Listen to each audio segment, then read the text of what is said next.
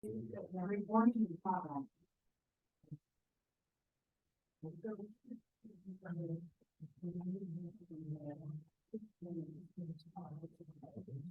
morning, ladies and gentlemen. This is an informational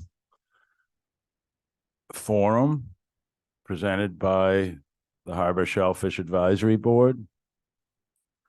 We have 5 members here of the board out of 7. Scott Anderson, Ginger Andrews, myself, Andy Lowell, Dave Franzuto, Dave Bossy. Absent is our secretary, Peter Brace, and a newly appointed member, Jim Sherlin, fishing at the moment. We've been discussing at our meetings for quite some time now the impacts of stormwater runoff, and we're concerned that everybody who could possibly do their own part in eliminating contaminants in stormwater runoff, if you also acted in a way to do so, we could possibly help with the health of our harbors. Stormwater runoff enters our harbors untreated from 51 outfall pipes that exit directly into our harbor. That outfall is collected by storm drains in streets and parking lots. If you can visualize this, please, as far back as the school swimming pool on Sparks Ave, Pleasant Street, Orange Street, Fair Street, all the little streets in between, down to Union Street. We can work our way up to about the Monument on Main Street, Gardner Street, Woodbury Lane, drains into Lily Pond. Lily Pond directly drains into Children's Beach, and on up from there to Lincoln Circle, a very large area, all draining into the harbor. What's in that water? Well, anything that gets dropped on the ground. Could be bubble gum, could be cigarette butts, could be antifreeze, motor oil, transmission fluid dripping from your automobile, fertilizers, mulch. Mulch, we're noticing to be accumulating in basins such as Easy Street Basin. Mulch, I would imagine, includes nitrogen within it. We know there it certainly silts over the bottom of the harbor. Heavy silt in the harbor is restricting eelgrass growth, smothering eelgrass growth. Is everybody familiar with what a gutter is on your house? Some people call them eaves troughs. If you have gutters and downspouts on your home, I would ask you maybe consider putting in dry wells for that roof water runoff to be discharged into the ground on your own property. If you'll notice, during large rainstorm events, our streets are becoming rivers.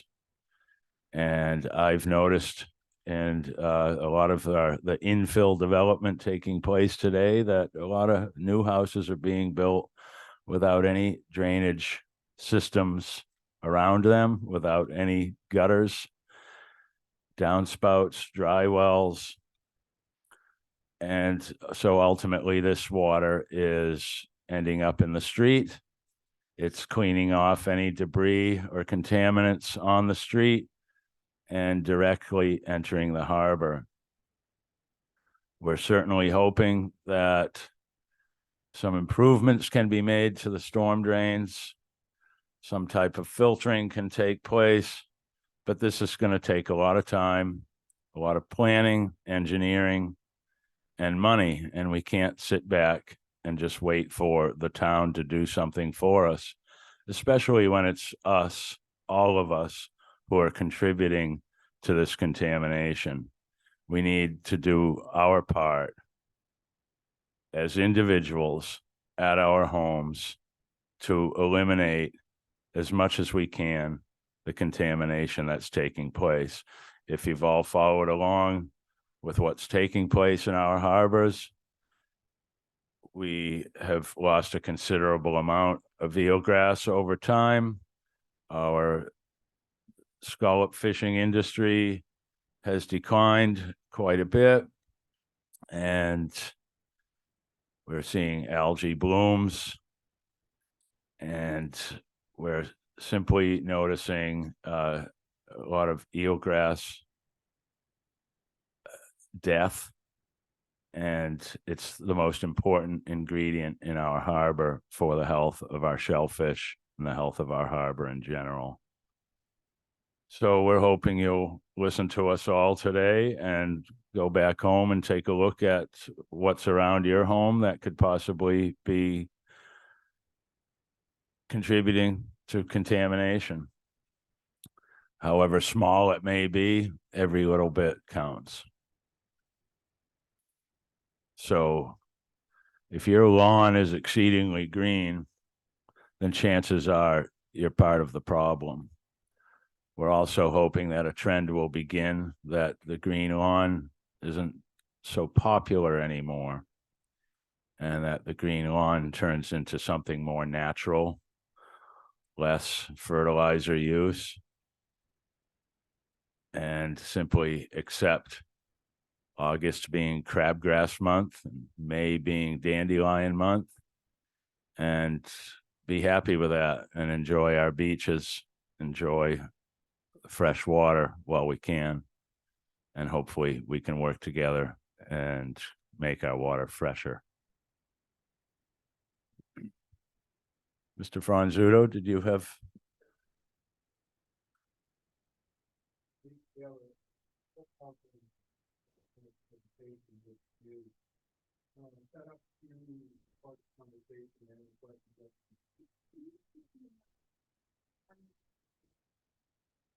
Accused of being too loud.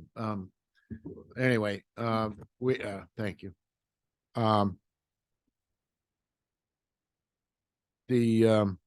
It's the PowerPoint is generated to spark conversation and questions. We do have some printed maps up here. And we have blue pages, which are a product of the 2009 Harbor Plan. So good, very good informational pamphlet. You want to?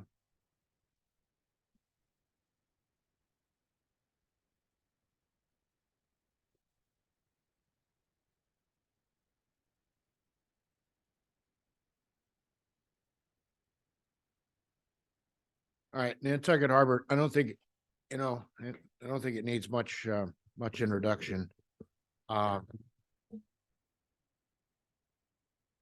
It's maintained with tidal flushing twice a day through the jetties. One fact that people need to remember, and it takes water over 70 days to be exchanged from up at the head of the harbor. So once it gets through the main portion of the harbor to Pacoma Point, the velocity and the volume slows down dramatically. So water from up there, it isn't exchanged except for within 70 days. Of course, storm events are also can hinder that. But as Mr. Lowell was talking about, direct discharge of storm drain runoff carries sediment and pollutants that contribute to the degradation of harbor water quality and shellfish habitat. Nantucket started the first water quality testing program in the Commonwealth, and I'm glad Richard Ray is here because he was instrumental in starting that. We started that in 1989. Nantucket was also the first community to have then a part-time biologist, and then we moved on to a full-time biologist. And now Tara Riley's with us today, who's our town biologist.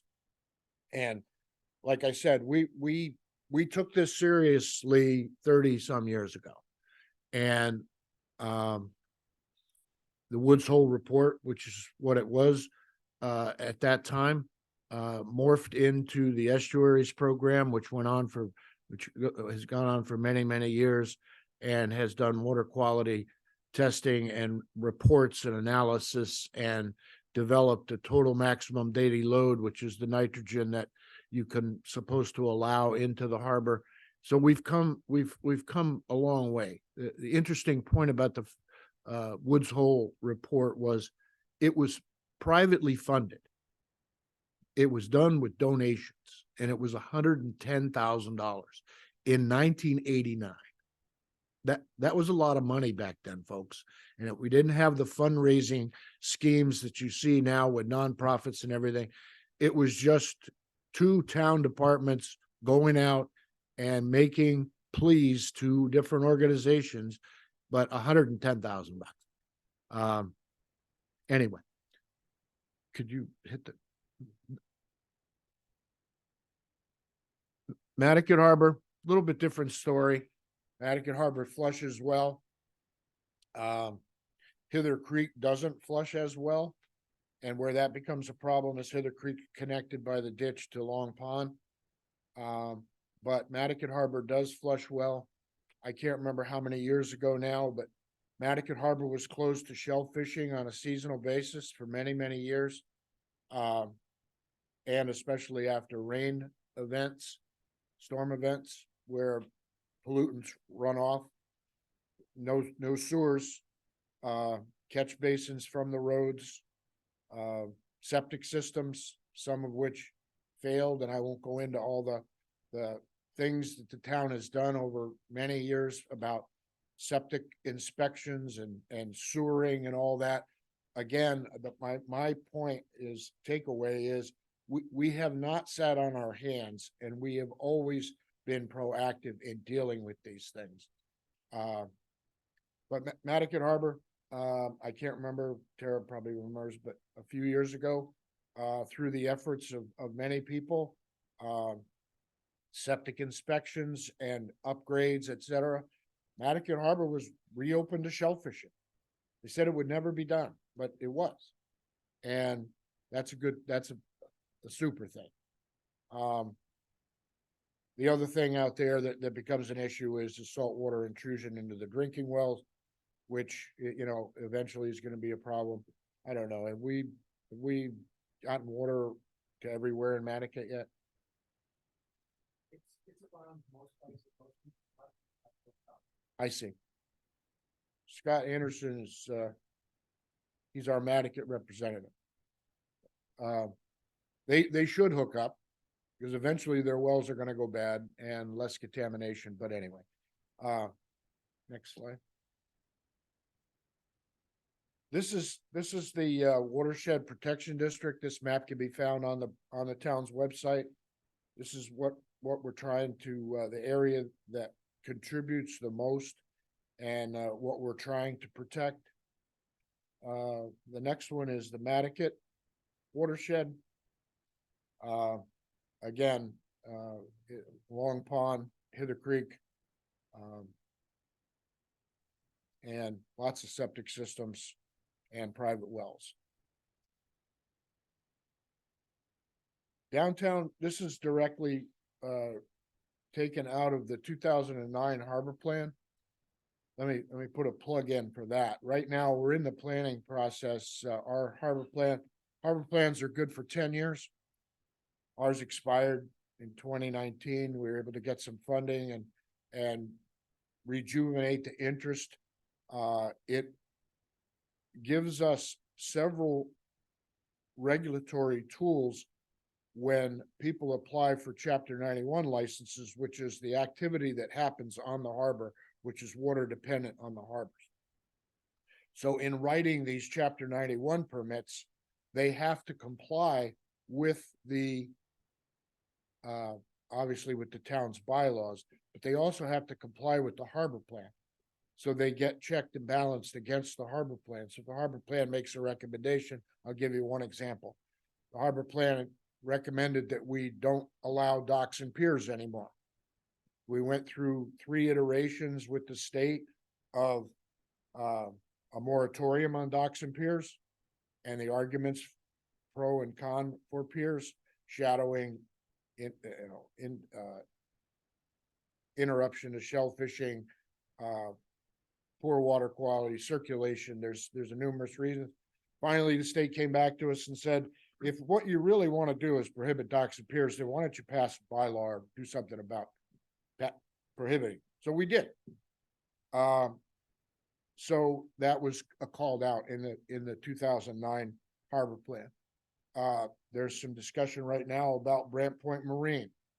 Brant Point Marine is going through a change right now. In their Chapter 91 permit, it's required that on that property, they provide a marine supply store. So I've had several people call me and whine and wring their hands saying, oh my God, we've lost our last chandlery. Well, we lost the chandlery at the boat basin because NIR raised the rent so high, which we've all heard that story numerous times. But now through Rick Kodalak and Mike Allen, with Brant Point Marine, there's a marine store is required there. It's part of the Chapter 91 permit. So Chapter 91 is a big part of managing what goes on the waterfront. Mr. Yes, sir. Just a clarification, I saw a few people, so Brant Point Marine is now Tidal Creek? So Right next to the Marine Park. Oh, I'm sorry, they call it something else, Harbor Master's Office. They changed the address on me so I wouldn't go down. Yeah.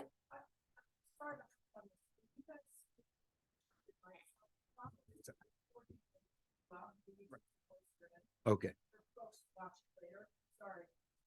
Well, you not a problem. You're thank you. You're far more familiar with it. It took us 45 minutes just to get the lights on. So, and Mr. Lopes pointed out, this slide here is pulled out of the harbor plan, and there were several projects. You can see it references phase 1, phase 2, and phase 3. This was work that was done with different storm drain outfalls, pipes, the one by the Marine Department, the one over by Children's Beach, and one other down by the shipyard or Great Harbor Yacht Club.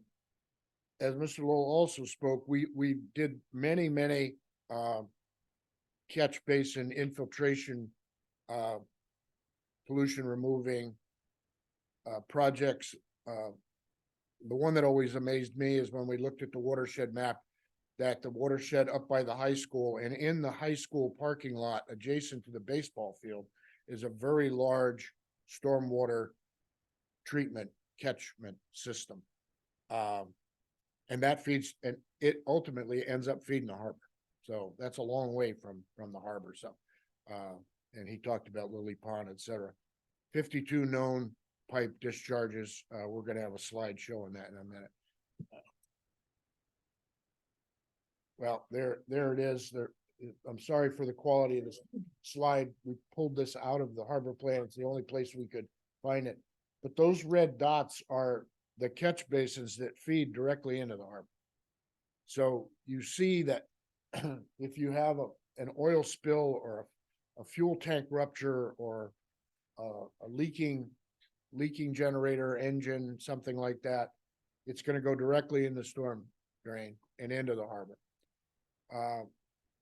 There's an oil spill contamination and cleanup procedure. It's funded by the Department of Environmental Protection. But of course, the over fertilizing and over watering and mulch, etc., that's all running down the street into the storm drain and directly into the harbor. So that's why we're having this forum to just to try to raise people's awareness of what they can or should do on their private property. Okay. This is Matticat, not near as dramatic, but again, you got to add back what I said about the fact that there's no sewering and they're all private wells. And some of these catch basins run to the harbor, some of them run into big containment areas. Which eventually can leach into the groundwater. So it may not be a direct discharge into the harbor, but it could be a subtle direct influx into the private wells. So Mattocket is just as important. Of course, a lot of sand roads, the catch basins get full of sand. DPW goes out there and cleans them out. This is just an ongoing process, but it's all part of the puzzle to keep the harbor healthy. I'm going to turn it over to Scott. He's going to talk to you about specific things for your properties. Thanks, Dave. A lot of the stuff we're talking about here is common sense, but it amazes me as you walk around and view people's properties or simple things as window boxes or washing your vehicles that you don't really think about where that water ends up. Could we move? I'm not hooked up there. If you could advance the slide. Okay. So, ask yourself, when it rains, where does that water go from your property? Andy had touched on it and David touched on it. So when you have a storm, sometimes like when it doesn't rain a lot, the water just clearly runs off because it's like concrete, doesn't even go into the water. So that's one of the problems. People overwater their lawn, which creates more, impact into the ground. Pools and spas. We sit there and look at how many swimming pools and spas get approved to go in.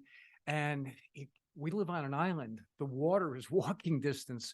But the problem with that is the chemicals that go into those pools. And I think it was just probably last fall or early spring, or it was last fall, somebody took 30,000 gallons of water out in Monomoy and it ended up in the harbor. I mean, so again, when I say this is not rocket science, it's each of our obligation to reach out to our vendors, our contractors, our pool people, if we have those things, and kind of inform them. We need to go through this as a group and make sure that these events don't happen with these discharges. Because, 30,000 gallons of water, luckily, we talked to Tara, didn't seem to have an impact. But, the more it happens, the worse it gets. It's that like, which straw is going to break the camel's back? And we're already struggling with some of the issues. So again, I walked down India Street a couple of weeks ago. Somebody's power washing the side of their house within walking distance of catch basins. Washing your car, there's oils and solvents and things on it that gets into the ground. Just being aware of where the water goes and how it recharges or doesn't recharge. On here is also the town website to find some of these GSI maps.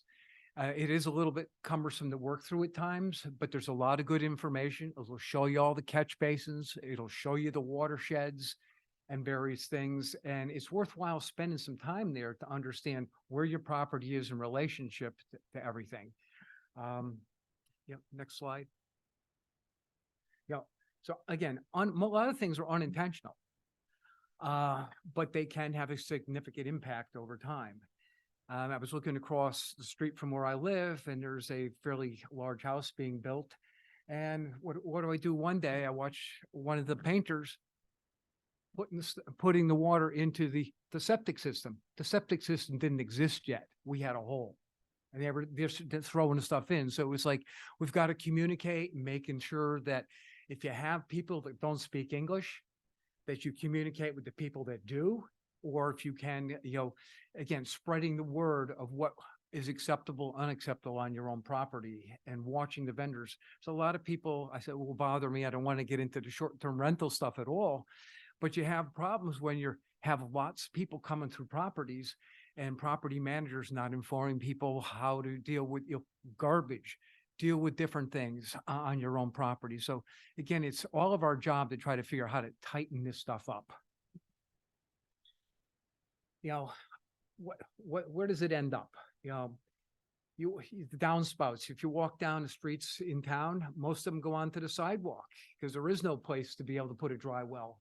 because you got your pavers and the cobblestones there, but it goes out into the street and ends up on in the harbor. Window boxes. I know this is one of Ginger's favorite things. It's like understanding, we're not asking people not to have window boxes, but if you do a simple little thing of checking the weather versus when you might fertilize those winter boxes, if you even need to fertilize them, that's going to have an impact. If it's going to rain, and it rains quite often and unexpected here in Nantucket, you do your window boxes, and it leaches out right into this harbor. Fertilizers and your landscapers, if you don't do it yourself and you have to use fertilizer, at least educate people not to overspray it. I mean, I was walking down Barrett Landing one day, and it was a property close to a catch basin, and Barrett Landing is where they launch boats. And I'm looking at the ground, and all I see is blue particulate. So somebody oversprayed their fertilizer on a road, and there's no way it's not ending up in Hither Creek. So it's simple little things about communicating and being careful of how you put down a fertilizer if you must use it. I mean, I can tell you that I've started redoing my yard with alternative planting systems other than just grass. And it comes in with flowers, with this different seasons, and you don't have to have, grass with fertilizers on it. There are alternatives. So it's one of the things we're trying to share with people. Look for choices. With the mulch in your gardens, some of the stuff is treated. So not only is it create nitrogen issues, but there's some chemicals in it. And do you have an irrigation system? I mean, what drives me nuts is I walk down places with the beautiful green lawns, they water every day. And then we're talking in Mattocket, a couple places I've seen, they're probably within 100 yards or less of Hither Creek. So it's common sense. We don't need to irrigate every day, because once the ground is saturated with water, it makes it that much easier to get into the harbors. Yep. Is your property hooked up to a sewer or septic system? I've encountered people who don't know even what a septic system is. So again, you have people who are renting your house. Understand, if you have a septic system, and not that I want to see you go into the sewer system, you can't put everything down the drain or down the toilet. In septic systems, are you having them checked, inspected on an annual basis? Very important, because if they fail and you don't catch them, it's going to just exacerbate the problem even quicker. Do you have trees sprayed? What goes on the trees ends up in the ground in overspray and drift. And do you know where the drains are located in your property? I mean, most people probably can't even explain where the drains are in their general area, and if they are in a watershed or not in a watershed. Most of Nantucket appears to be in a watershed, no matter where you are, except maybe on Alta Rock. Yeah. Next slide.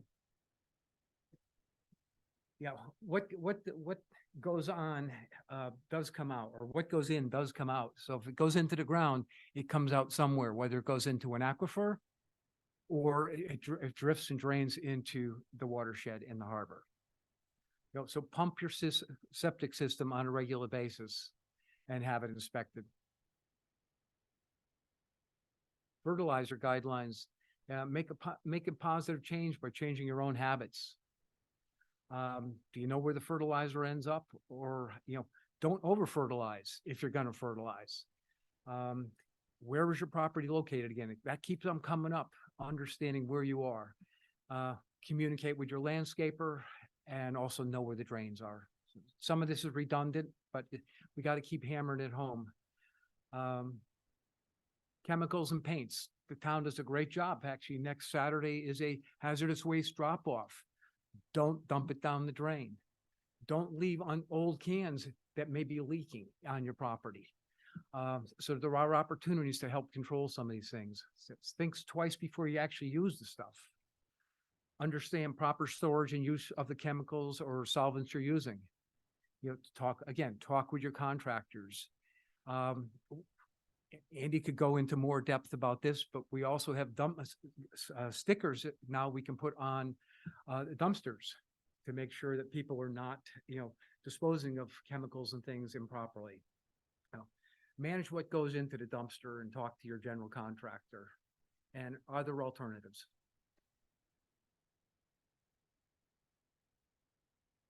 Hazardous waste disposal, I won't go through that again because next Saturday we have a drop off and they seem like they're more frequent than they used to be. You know, how is your water supplied? Ask yourself the question, are you poisoning yourself? If you're on a well, those chemicals and what you do on your property may eventually impact your own personal health.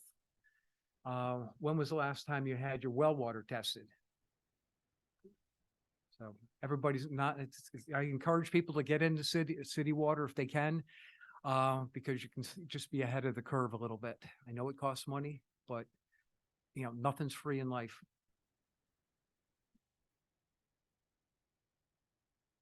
Now I'll turn it over to David Gray if he's still around. Or David Gray, Director of Food Director. Oh, yeah, I'm still here. Recently been tasked with taking on the storm drain. Maintenance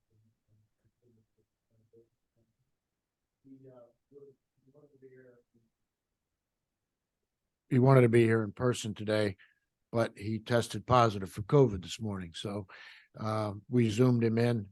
And David, you don't really need any more introduction from me. Can you help us and give us an update on what you're working on? Thank you, Dave, and good morning, everyone, and thank you for having me. I definitely wanted to be there in person today, but COVID decided to show its ugly head. So, well, again, good morning, everyone. The sewer department has recently absorbed the stormwater projects on the island. We're now handling all stormwater as well as all wastewater operations. In the town meeting this last spring, there was an enterprise fund created for stormwater, which kind of gave us our starting point of where we're going to go. We're going to be hiring a stormwater manager. That's already in the works. Ultimately, we'll be bringing on more staff to be able to do a lot of the maintenance on our stormwater system. To date, some of the stuff that we've done is we've continued very diligent cleaning and maintenance of a lot of the stormwater systems that are out there. As everyone probably notices more and more, you're seeing a lot more standing water or flooding during some of these heavy rain events that we've had. A lot of that has to do with maintenance, continued maintenance of storm basins, all the infiltration pipes and everything else. We just completed phase 1 of a multi-phase program that's going to be going forward called CMOM, Capacity Maintenance, Operations, and Management of the Stormwater Systems. We've already completed that on the sanitary sewer systems. And what that does is it goes in, completely cleans everything, CCTVs everything, and then we were given a report by our consultants as to a coding and a scoring of what condition the infrastructure is in from 1 to 5. The phase 1 planning and scoring is ongoing right now. So we should have that report back, we hope, around the beginning of the year. And that's going to take and give us another starting point of, okay, what's a score 5 or what's a score 1? What do we need to do? What we have done also is, and Andy mentioned quite a bit, is some of these tributary areas for the stormwater systems, they go all the way to the high school and beyond. They go all the way up to Quaker Road. Main Street itself, especially Upper Main Street, there are no catch basins along Upper Main Street from around 135 or so. And that water runs down Main Street all the way down to Winter Street, unimpeded, as a river goes down Winter Street and then goes Rose Lane right into the harbor within, most of the time, within 15, 20 minutes. So if we ever have an incident in any of those areas, you could expect contaminants into the harbor within 30-minute time frame. Some stuff that we are going to be doing here going forward is we're going to be completely redoing any stormwater regulations that were in place. We have a consultant starting to work on those now. We're going to be starting outfall testing here very shortly. We're going to be ordering some flow monitor, some samplers so we can do composite samples. And what we want to try to do is sample a lot of these outfalls during a storm event so we can see what that initial flush is and see if we can test for TOCs, volatile organic. We can test for everything, heavy metals, all kinds of contaminants, nutrients, phosphorus, etc. So that's a program that we're getting ready to start here as soon as some of our equipment comes in. We're also going to be looking to do some flow monitoring to see if we can find out exactly where some of these larger plug flows are coming from, like up by the cliff or through India Street, which goes directly into Francis Street and Easy Street areas. You've probably seen a lot of our trucks out, especially last winter. We had National Water Main here cleaning. We started in the Hulbert Ave, Eastern Street area, and soon found that a lot of the catch basin structures that are there weren't really structures. So within the first 5 or 6 hours of them starting their work, we had three area collapses, 2 roadway collapses and a sidewalk collapse, because they were removing the sand to get to the pipe so that they could camera it. And the only thing that was holding up the grate was the sand. There was no structure beneath it.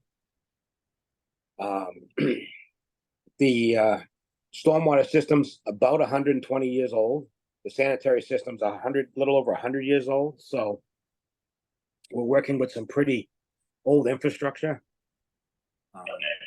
Luckily, what we found is a lot of the piping and the actual stormwater mains are in pretty good shape, although many of them are undersized. The biggest problem we're finding is with these structures within 20, 30 feet of the structures is where we're finding a lot of our issues. The flow monitoring, we have applied for a Southeast New England program grant. That's coming forward. We're working with the Clean Water Coalition, the Land Bank, Natural Resources. We work with Tara a lot, Vince Murphy, Conservation Commission, the Conservation Foundation. So we're doing a lot with a lot of groups. Like I said, this is fairly new for us as of the last town meeting. So we're just trying to get our feet underneath us to go forward.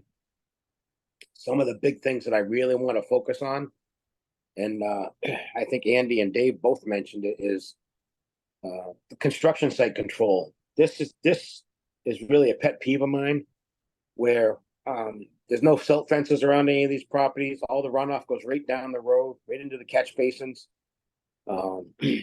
causing bigger issues downstream.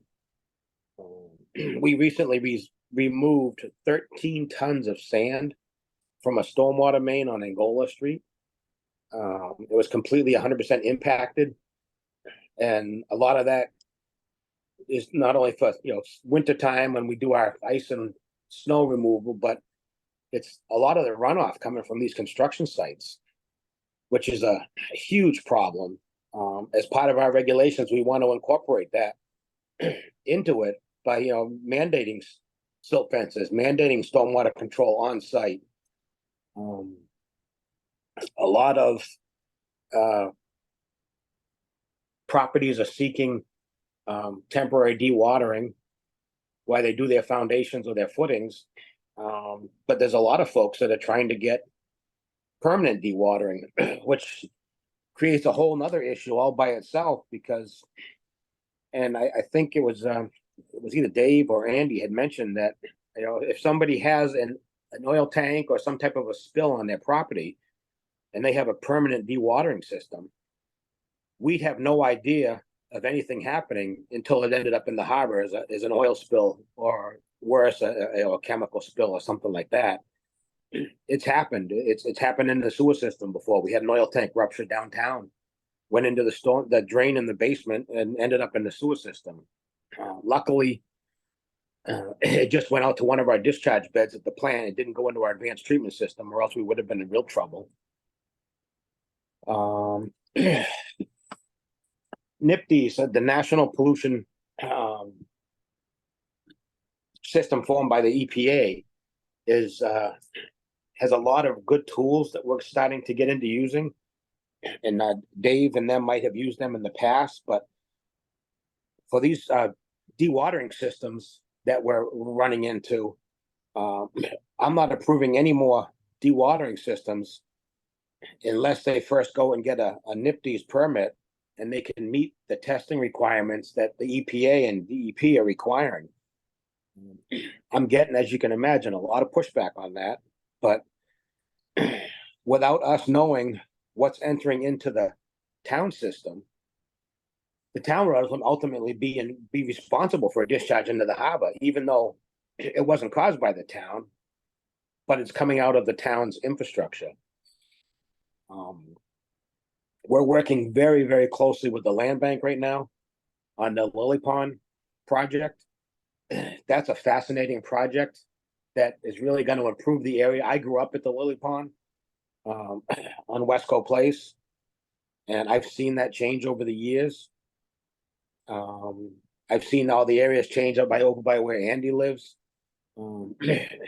Andy, Dave, and us, we all know where there was ponds when we were a lot younger, and now there's a host of houses with full basements and pump systems. So working with all these groups collectively and working with your group is going to be a huge help to move all this forward.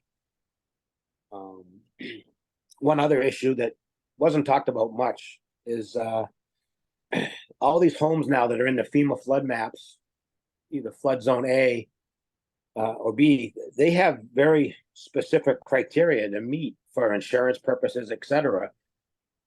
And that's a lot of reason why you're seeing a lot of these homes in that area, the Brant Point area, being raised. Their first floor elevation has to be elevation 10 to meet certain standards. And you've seen these homes raised up in the air 20 feet while they're putting foundations underneath them. And then you come in and you landscape. We're having a bigger issue now with all the runoff water can no longer find its natural route to the harbor or where else, and it's now puddling in the roads and flooding other properties. That's another thing we're looking to address. With sea level rise also comes the water table, and especially in that Brant Point area. It's less than 12 inches down right now to groundwater in some areas. So that's an issue. We install our large bypass pump every winter at Children's Beach to try to mitigate all the floodwaters from storms and rainstorms. And that pump moves about 1,800 gallons a minute when we have it running at full bore. It's really dried up the area quite a bit. With this upcoming potential weather event next weekend, we're going to start mobilizing us on Monday to install that pump down at Children's Beach so we can be ahead of the storm. That also is a large benefit for any flooding events. If we can dry the system out as much as possible prior to an event, it gives those areas capacity to store some of the flood waters without creating other issues in the area that will slowly feed into the system as we pump it out. So a lot of stuff going on. One of the other big things that we have to add into a lot of our stuff now, as well as with natural resources and Tara and everything, is we all have to do resiliency. Resiliency now has to be part of every project that we do, which is a good thing. However, it adds cost to everything. but we definitely need to be able to protect the downtown area. One of the things I think that's changed quite a bit since the harbor plan came out is we no longer have a tank farm. Now every drop of fuel on the island is taken by tanker truck from the steamship out to the airport. That's a real concern for a lot of us. God forbid if anything ever was to take place, you know, it could be in the harbor less than 30 minutes, and it could be in the sanitary sewer system in minutes. So we're slowly going around replacing manholes with watertight cover manholes just to take and mitigate for that kind of a scenario. I don't know if I have anything else really, Dave or Andy, to add. If there's any questions, I'd be more than willing to take some questions. Dave, we have a question here. Would you step up to the mic, please? Hello, I have a question about the septic system pump outs. When those are pumped out, where does that effluent get deposited in the final analysis? All of the septic systems on the island all get transported by tank truck to the Surfside wastewater facility at the end of South Shore Road. We do not accept any septic at the Sconset treatment plant. So everything comes into the treatment plant in Surfside. It's pumped into specific holding tanks, and then it's slowly aerated and fed into the system so it can go through the process and treatment like all the rest of the influent that comes into the plant.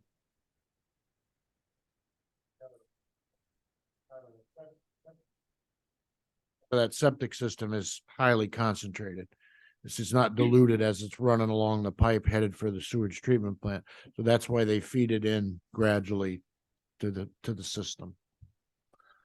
That was that for technical. Thank you, Mr. Gray. Any questions from the audience for Mr. Gray? I'd like to remind the public that this board, the Harbor Shellfish Advisory Board, I will describe advisory, which is simply what it is, advisory. We spend a lot of time discussing issues that we see as needing attention, and what we try to do is form a recommendation to the select board and deliver it to them, and it's up to the select board to take it from there. We do not make policy. We do not create regulations. We can simply suggest them. And in a lot of cases, things that we discuss at our meetings are already in the works with other boards and committees and commissions. And we're hopeful that all these boards and committees and commissions come together with communication for an outcome that's positive and that we're hopeful for. When I was first elected to this board a little over 8 years ago, my first year or two on the board were rather frustrating because I soon came to realize that getting something done through politics, and this is not criticizing any board on the island. I hold high regards to everybody in public service, but things work very slowly with town government, and not just Nantucket's town government. I imagine it's nationwide. It's just simply the way government works. But we're very fortunate here to have some private nonprofit groups that go above and beyond. And I would have to say maybe Nantucket is fairly unique in this area to have organizations like the Nantucket Land and Water Council, Mariah Mitchell Association, the Nantucket Shellfish Association. They work diligently to keep our resources intact. And we have a wonderful natural resources department. I highly suggest to keep keep an eye on their announcements. And back to our private nonprofits, support them. We support them, and they need everyone's support to be able to be effective. Yes, please. What I would like to do as a representative of the school is I would like to collaborate with you to invite someone from the Shellfish Association to come to speak to 2 classes. We have a new teacher in living environment who is wanting to know all about all of this local citizen science that they can take part in. If you could get this information to the students in small groups, have someone of your team or 2 people come in, have a nice informational session and get all of these young people knowing about this harbor problem, you would be preparing for the future. Likewise, we have a landscaping class. She would be more than welcome to host someone, a team, to talk about fertilizers and overwatering. I think it's time to get this message out, and I would be happy to make those connections for you. Excuse me, before you sit, can you please repeat where you're from? I live in Nantucket. I moved here last year. I do not own a home, but I have year round, and I work at Nantucket High School. Okay, the public schools, Yeah, the that's public right. school. Okay. And we could certainly speak with the Shellfish Association about organizing that. And Yeah. certainly they may garner one of us Okay. here from the Harbor Shellfish Advisory Board to So- join them. Should I reach out to Andrew, Scott? Who should I reach out to? I'll email you next week when we get back to school. Sure. Let's start with our secretary, Peter Brace. Okay, I've got it here. Okay, All right, thank you. Yeah. thank you. Mr. Chairman, Mr. Chairman, I don't believe that we need to, we certainly can, but I don't think we need to collaborate with anybody. We can make a short presentation to these. My wife used to teach at the school, but anyway, we could certainly make a presentation, just maybe a distilled section of what we just did. I'd be fine. I'm sure Emily's here from the land council. Do you speak at the schools? I'm sure you do. Yeah. Yeah, I think it'd be Mr. a great Chairman, idea to the get the word out. Just sewer something department simple, would be interested something in simple that Scott said earlier, and this is a true fact. A lot of people don't know whether they're on septic or sewer. They just don't know. And, the water, maybe they do because they get a big water bill, but, anyway. I'm sorry. Yes, ma'am. Hi, Brooke Moore. You guys, through your presentation, talked a lot about there are alternatives to the ways people are doing things. I'm wondering whether you're collaborating with natural resources on communication about what those alternatives are. Like, we heard a lot about what you shouldn't do, but I think people respond well to, if you did this instead, it would be better. And I just didn't know what the SHAB's role is in communicating that, or whether that's through natural resources to the community, like when to water window boxes and when just, really step-by-step instructions of how to do things better and for a better outcome in the harbor. That's a good point, Brooke. Thank you very much. Would like to imagine a lot of this is covered in the Blue Book, which is available here up front and in the back of the room. But that's a good idea that we can certainly work on better, because alternatives do make a difference. Tara?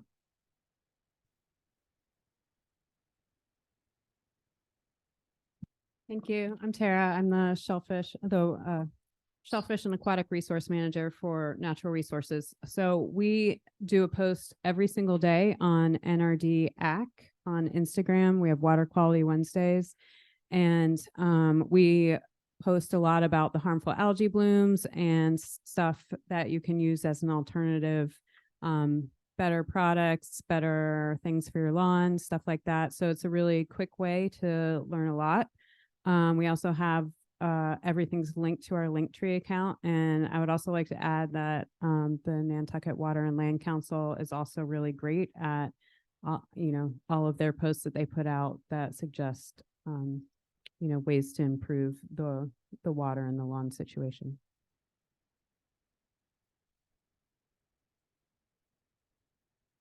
Thank you, Tara. Mr. Reed or Mr. Ray, please. Thank you. Forgot me already, did you? Not to prolong this meeting, but just to throw in a little extra information. When I was hired in '78 as the health inspector for this town, one of the first complaints we got during the summer season was the Children's Beach. This is all about groundwater runoff and what's in those pipes. Went down there one day and somebody had mentioned that they saw some strange material coming out of that big pipe on the Children's Beach. And I went down, took a look at it, and kind of knew what it was right off. So did Dave. And to deal with the issue, we started not only testing the beaches, but I stepped outside the box and started testing the storm drains. And they were ludicrously high in coliform bacteria, which is an indicator bacteria. Obviously, something had to be done there.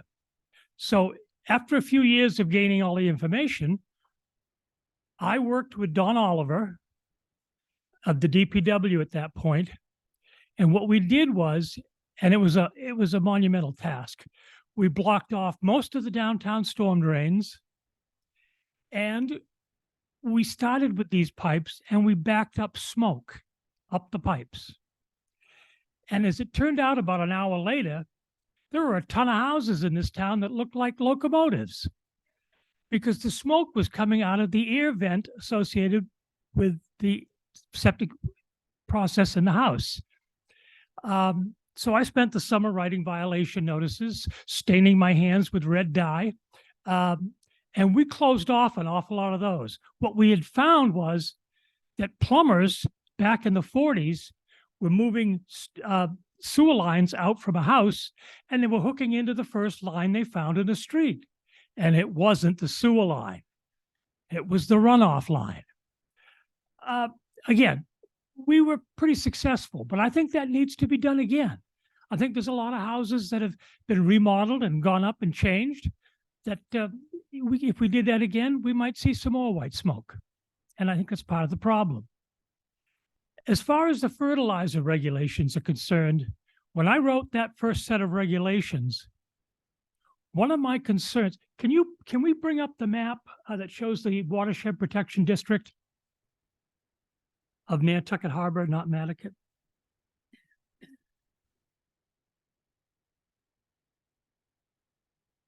That next one, there it is.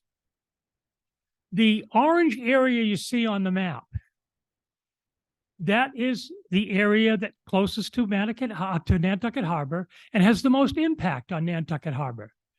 As you are aware, many of you, if you do go out the Popus Road and take the Walwinnett Road or any of those roads out there, you're going to notice some pretty iridescent lawns. They're bright green, and it's February. What I recommended when I wrote those regulations was all homes within that orange area be prohibited from fertilizing their lawns because they were over-fertilizing their lawns. Most of the houses were seasonal. And unfortunately, I couldn't get local government to approve that. I think it should be looked at again. There's a groundwater flow map associated with the island of Nantucket, which we put together for a summer with Horsley and Witten. And they demonstrate exactly where the water is flowing from any point on this island. And in that area right there, it is directly on the harbor and has the biggest impact on the harbor. I'd love to see a regulation put in effect that would prohibit fertilizing or limiting fertilizing in that area. Again, I was the director of the health department for 37 years.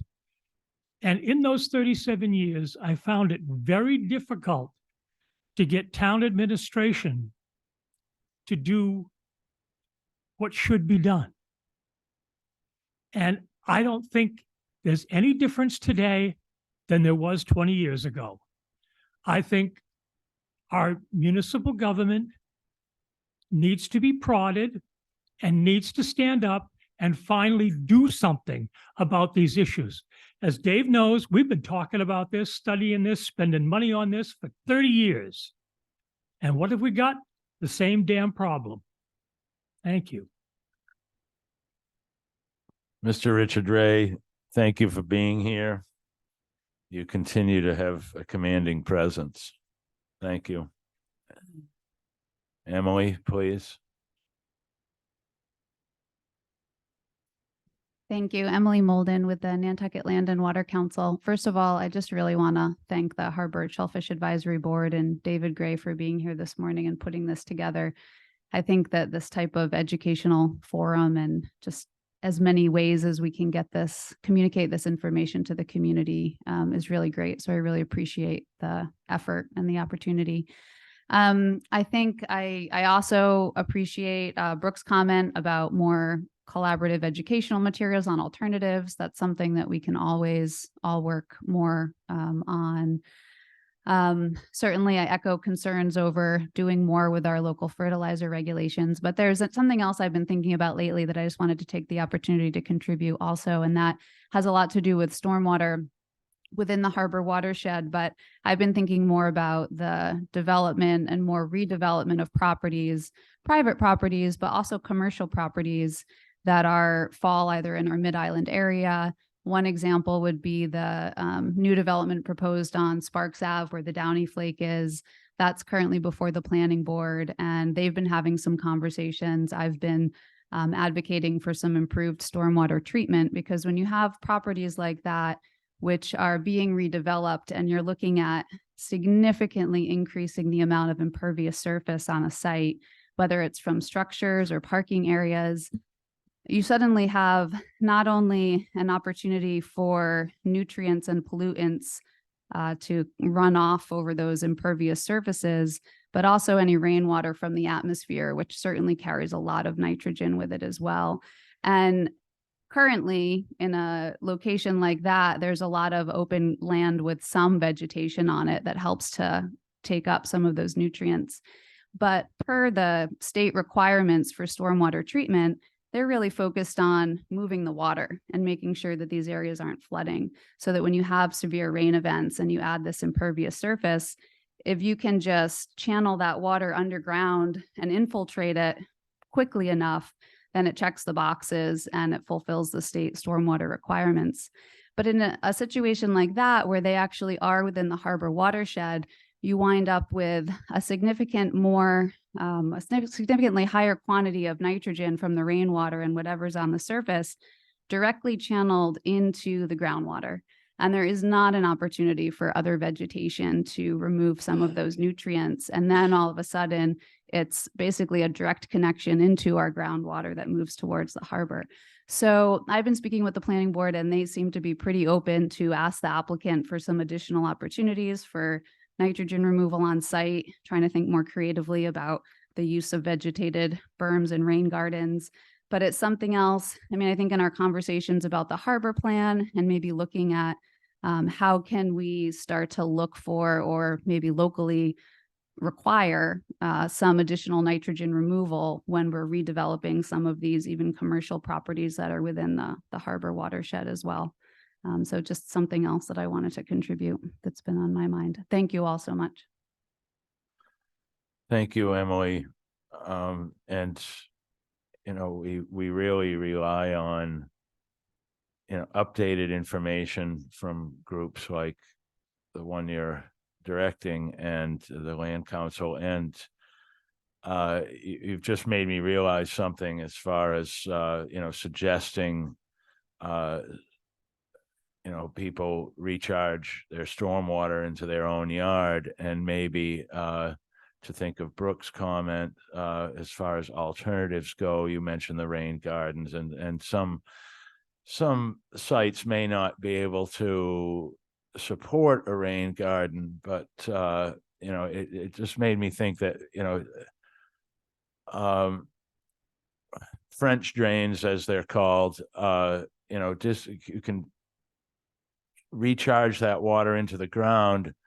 And the old fashioned thinking was it's going to be filtered through the ground. And as you're mentioning, it's directly ending up into the groundwater now without being filtered through vegetation on the surface, which makes a lot of sense. And I need to maybe update my thinking process on that as well. But what bothers me the most is seeing new construction without any drainage around it at all. And aside from not having drainage within their own property, they're also raising their grade, as has been mentioned in here already. But and what that's doing is shedding more water off, whether it's into the streets or into neighboring properties, and causing neighbors problems that they never had before. And it's rather unfortunate that there doesn't seem to be any regulations that are enforceable on this. Maybe it's a state regulation as far as shedding water onto a neighbor's property, but there's nobody here enforcing that.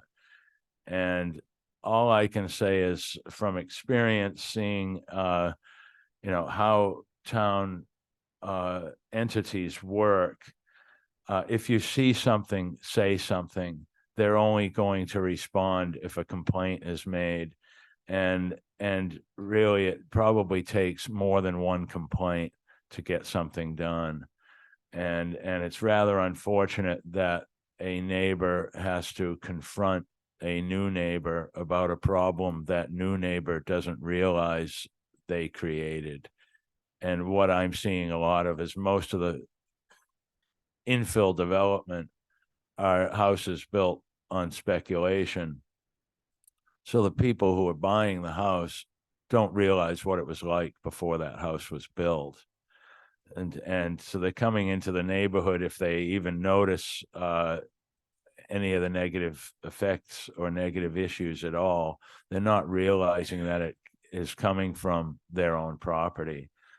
So, and I find it rather difficult in some aspects to simply confront a neighbor that may either not be willing to acknowledge, or doesn't want to acknowledge, and doesn't understand what the history of the property was like at all. So we're hopeful here that boards like the planning board, the building department, will take a bigger role in regulating negative effects from new construction into existing neighborhoods. A lot of new construction is taking place in existing neighborhoods and causing problems in an accumulative way that is really showing its effects now. So thank you, Emily. Any Patrick?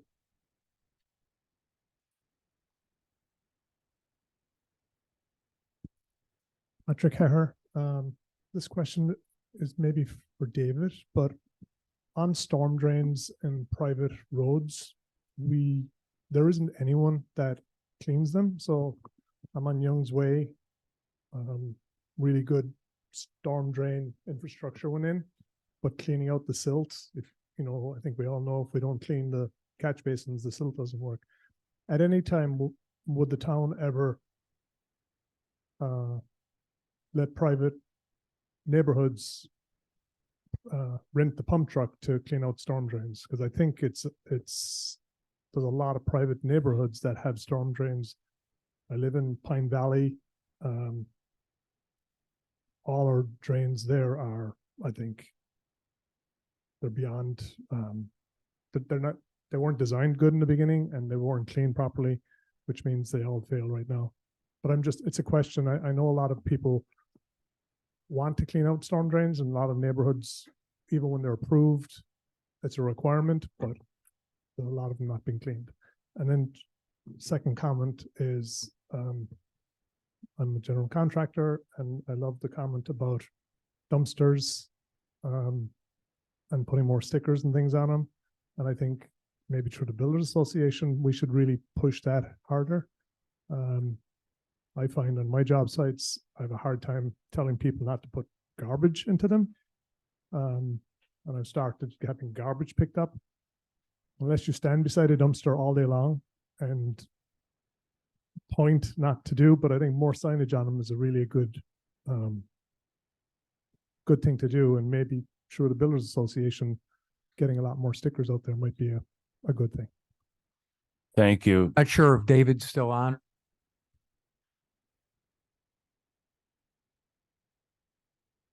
Just a minute, Scott, and Mr. Gray, if you're there, hang on 1 minute. Patrick, I just want to address thank you. If that could, maybe one of us could get an invite to a Builders Association meeting as well. We'd be glad to present to them what we've been working on. Brooke, gosh. Well, a woman from the Nantucket Shellfish Association designed this sticker on our behalf, and the Nantucket Shellfish Association just bought and paid for 1,000 stickers, and we will soon be out to attach one on each side of each dumpster, job site type dumpsters. Need to get permission again from the vendors to attach them to their dumpsters, but it's been noticeable over the years that hazardous waste is being put into the dumpsters. We actually suggested the town possibly create its own hazardous waste collection facility. Hazardous waste collection was mentioned earlier. There are, I believe, 7 collection days per year, which is really not that many. I have noticed that, I mean, between the time from one collection to the next collection sometimes can be 2 months. And a lot of houses sell in between those 2 months. And just in noticing right over here at the Hayes Park, when the house was removed from that property, the last thing in the house is the hazardous waste, old paints, solvents, and the house was moved from the property down Fairgrounds Road here to another location. And I happen to go over there again, just curious, and the hazardous waste that was in the basement is now under a tree. And so literally it would really be nice if the town could create their own facility. It's a highly regulated, difficult to permit facility, an expensive facility. Meantime, the hazardous waste that's ending up in job site dumpsters, some of it's being absorbed by the wood and the cardboard and the insulation and the gypsum board that is in those dumpsters. But all in all, it's an irresponsible way of disposing of the product. We're much better than that. And it's really important that every contractor communicate with their subcontractors and have the proper vessels prepared and available to keep the product in. So we've been concerned about this for quite some time. Here again, things work slowly, but we now have the stickers in hand. Thank you to the Shellfish Association, and hopefully we'll be applying them very soon. And hopefully it makes somewhat of a difference. We can only be hopeful. Mr. Gray, are you with us still? And can you answer Mr. Heher's question about cleaning storm drains on private roads, please. Yes, thank you, Mr. Chairman. That is a big issue on the island, and it's something that I hope to be changing here coming up in one of our, we have an upgrade coming to the treatment plant on South Shore Road here, hopefully in the next couple of years, sooner if things go well. As part of that upgrade, we are going to be installing a vacuum truck dump station to handle all this debris and to be able to properly treat it. The big problem with a lot of the catch basin stuff was the amount of water in them, and the landfill couldn't take it with as long as they were wet. They had to be dewatered first, and that meant decanting the truck into a storm drain or wherever else it would go. So I am looking to take and try to give everyone the ability and a location to dump the waste, so that it can be properly treated.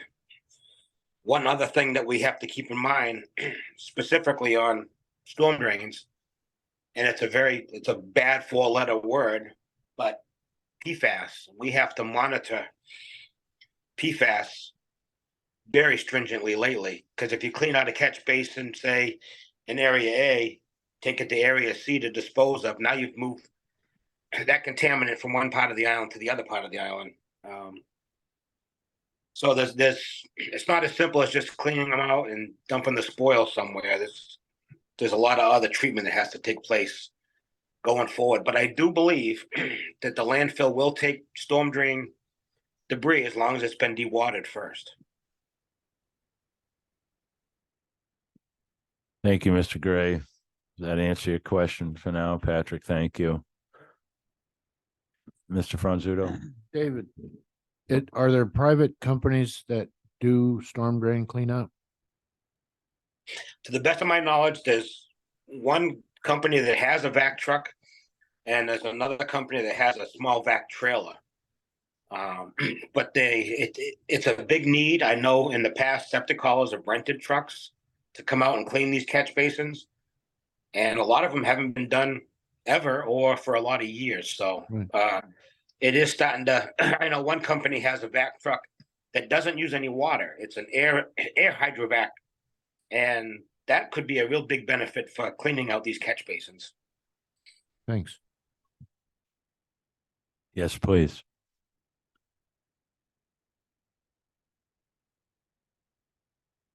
Hi, my name is Lucy Haher.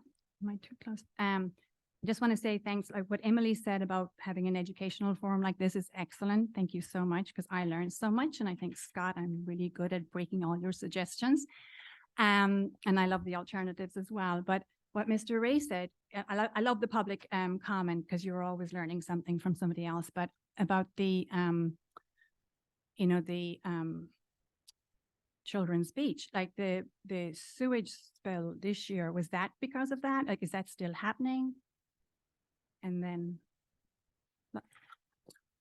David can that's answer David. that the best, Mr. Franzuto. Mr. Gray, as far as I believe, first of all, you're asking about the pump that's used at Children's Beach. right, is that where the sewage spill, like It's stormwater, but David, Mr. Gray, maybe you could explain a little more in detail exactly where that water is coming from.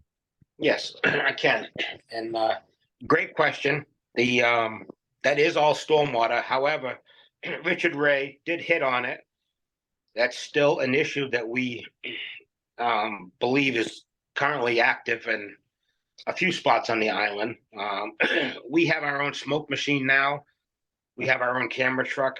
So anytime we have an incident, we do go out and investigate. We have found houses that look like locomotives, but we've also filled houses with smoke because they had old cast iron piping in the house that's cracked, and the smoke found its easiest way out, so it started coming out of the walls. So the pump that we do put at Children's Beach is strictly 100% stormwater, to the best of our knowledge.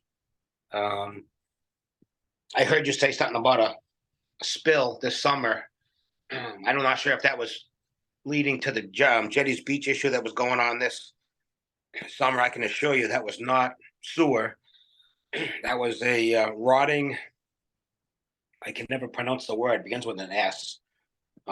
Emily or someone might be able to, but it was just a bacteria that was rotting the seaweed, and it looked like sewage, but it wasn't, so. Thank you. And I have one other quick question. So the chemicals that they're spraying right now on the invasive plants, does that have an effect on the runoff in the harbor? I'm not the scientist, but anything you put on that's not natural is going to have an impact. Yeah, so like they're doing, like that the land council and the conservation, those chemicals, like isn't there a chemical knotweed? Well, they're also spraying for Phragmites, and they're recently applicating over the past couple of days. Can somebody in the room explain that process? Emily, are you familiar with what they're using?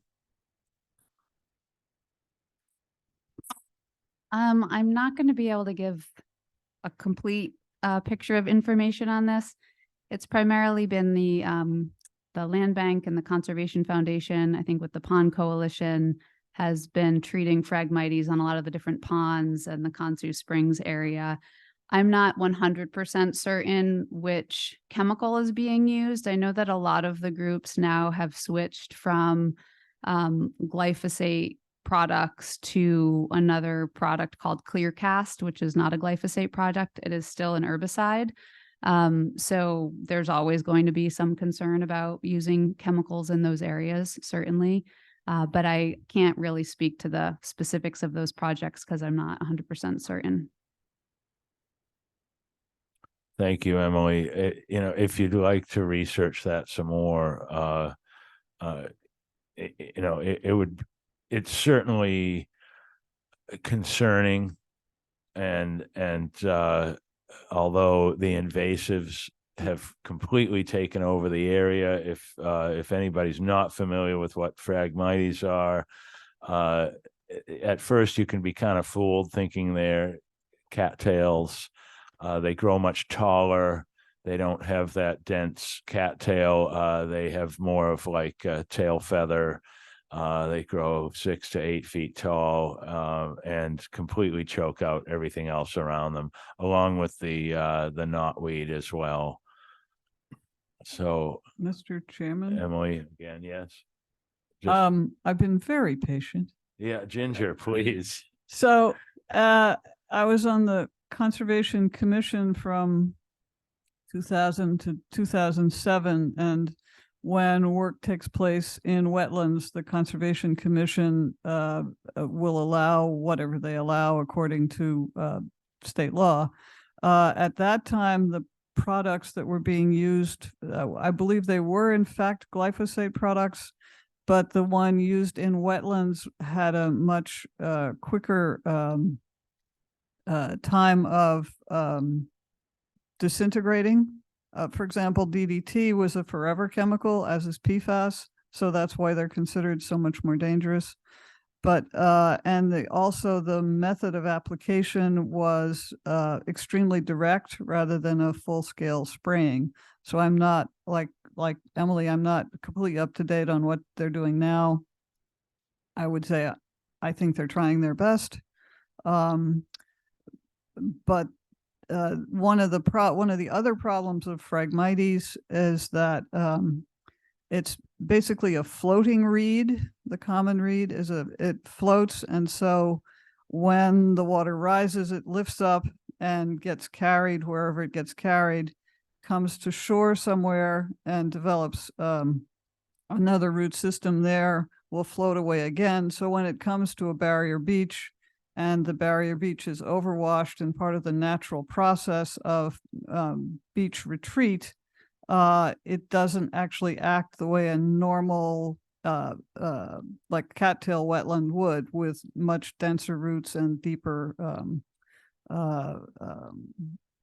penetration into the subsoil. So it's a less effective erosion barrier than either the Spartina the saltwater grasses or the normal freshwater pond ecology would. Does that answer the question? And I still want to talk about window boxes after everybody else is done. Thank you, Ginger. Did you have something more to add, Emily?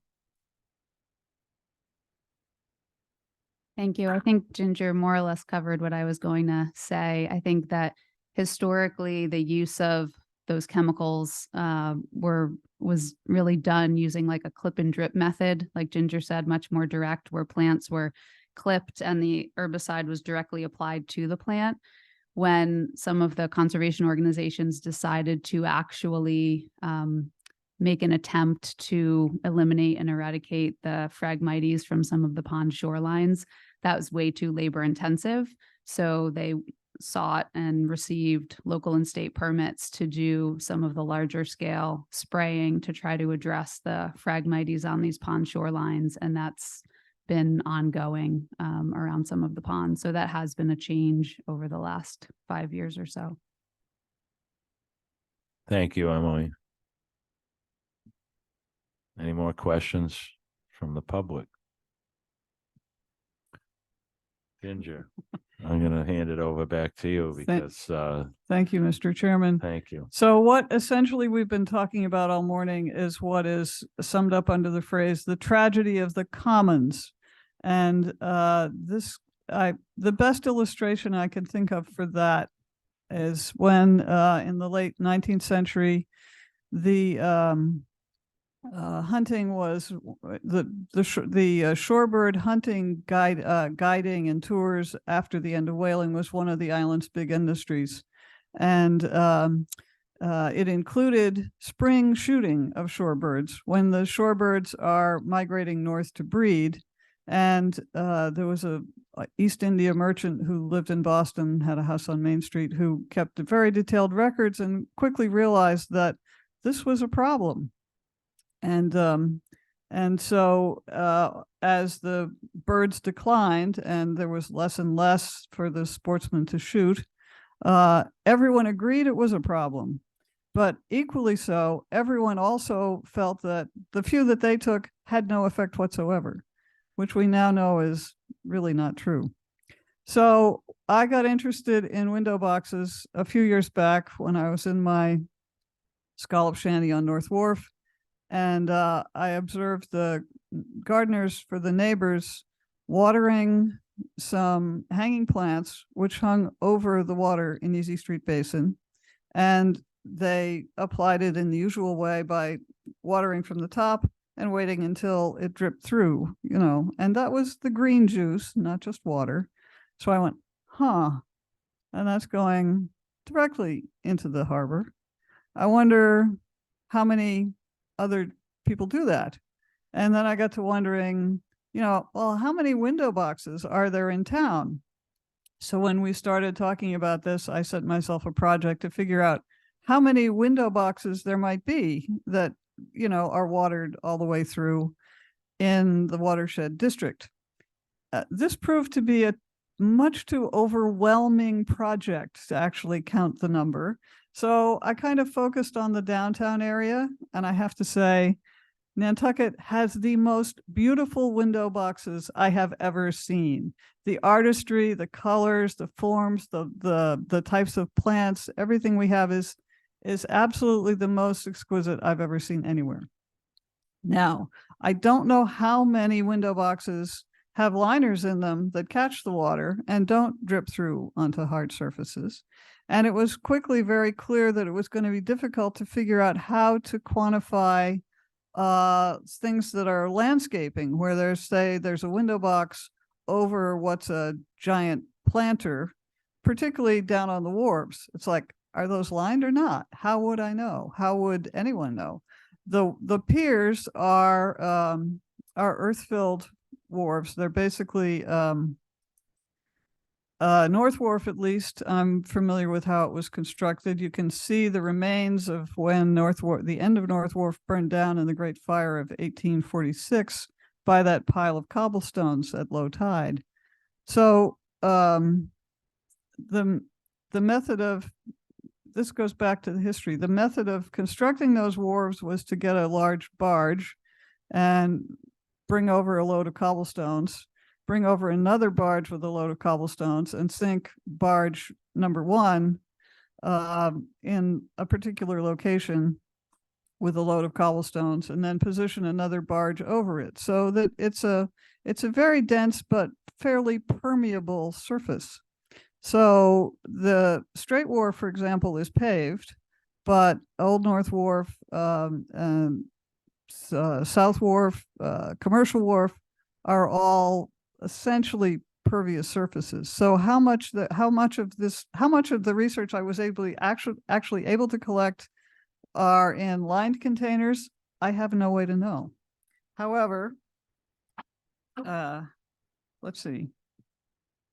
I did manage to cover most of the, extreme downtown area, and overwhelmingly, they're commercial buildings that have these incredibly gorgeous, ornate, very large window boxes.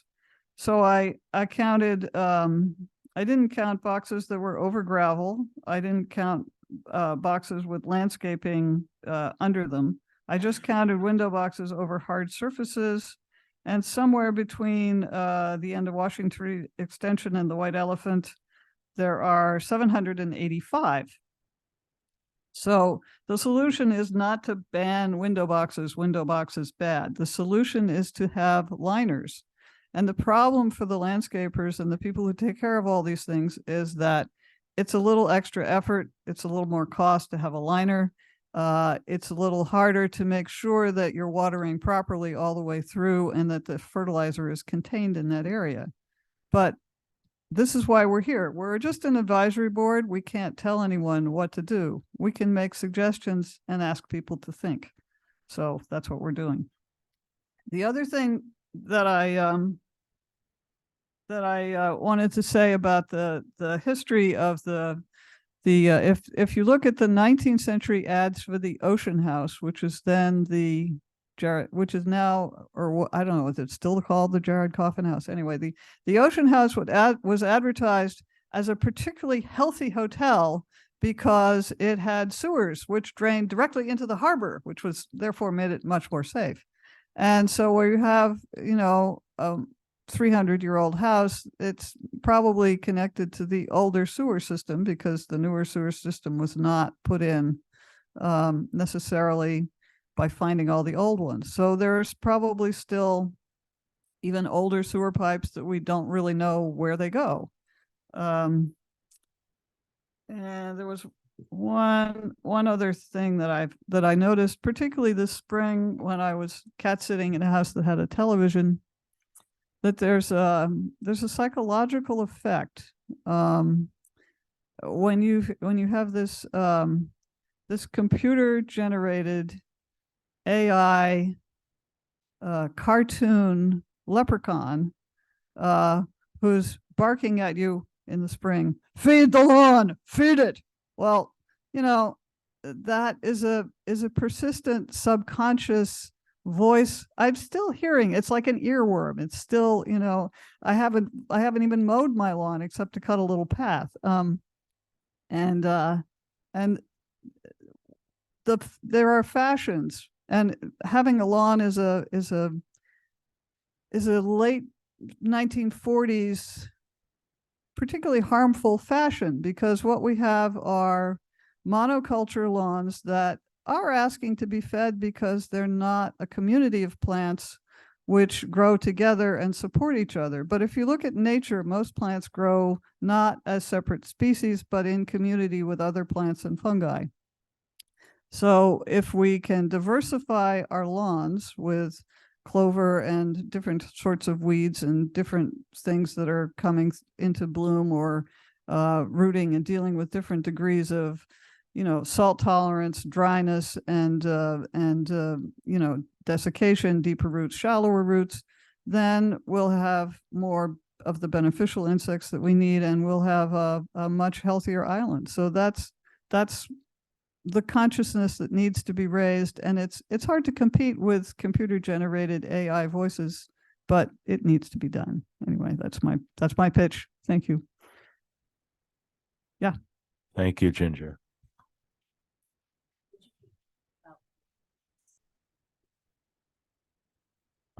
Well, I don't know.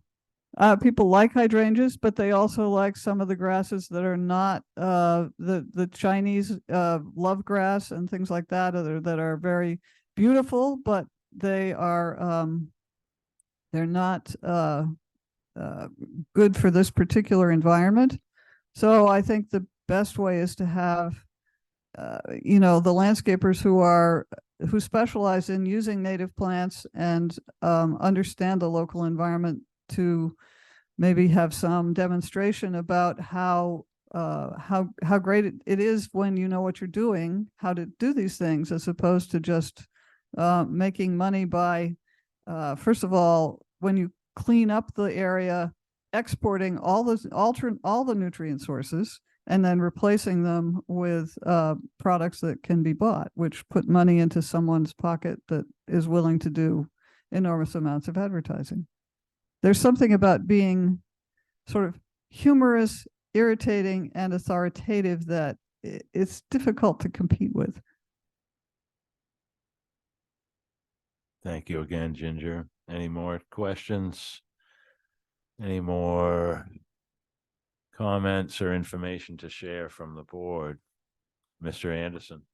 Yeah, my only other comment is if you haven't seen that blue book, that again, it's in the back or up front, take it and look through it.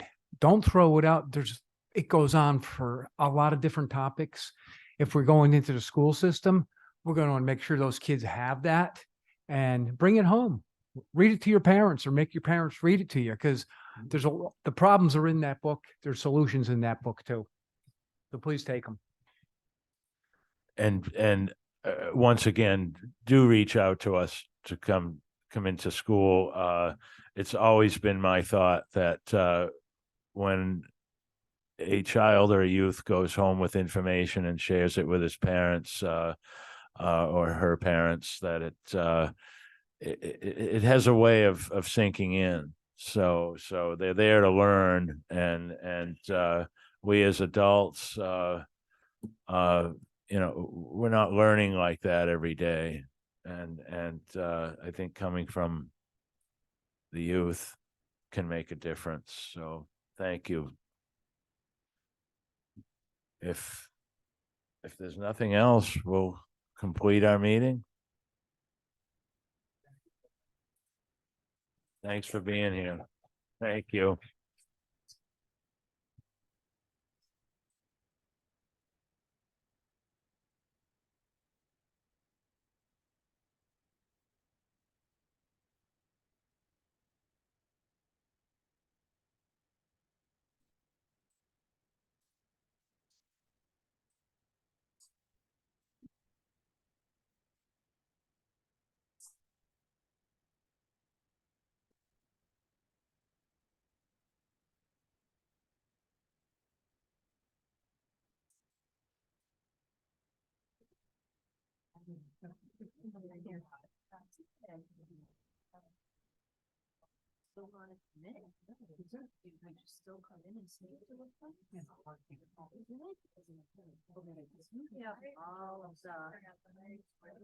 Institutional memory about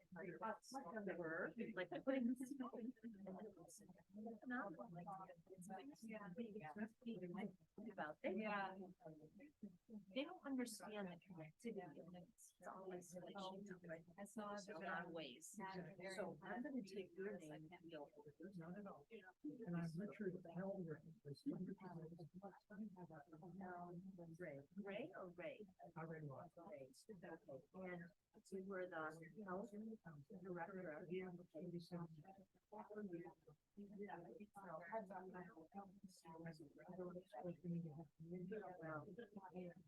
And I thought that's okay. So what's our yeah, all right. So you would like you could do a little yes. And so much.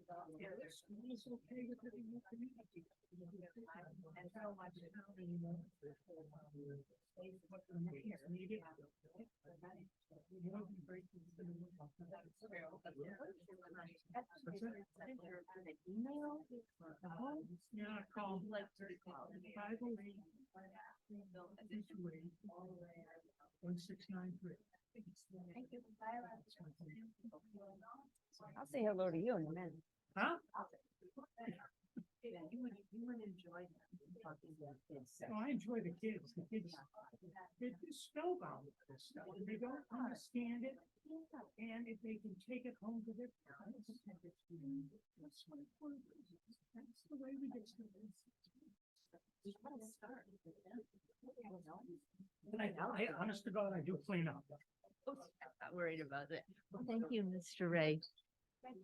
You bet. Thank you so much. So what are you guys up to today? I'm gonna go to the gallery.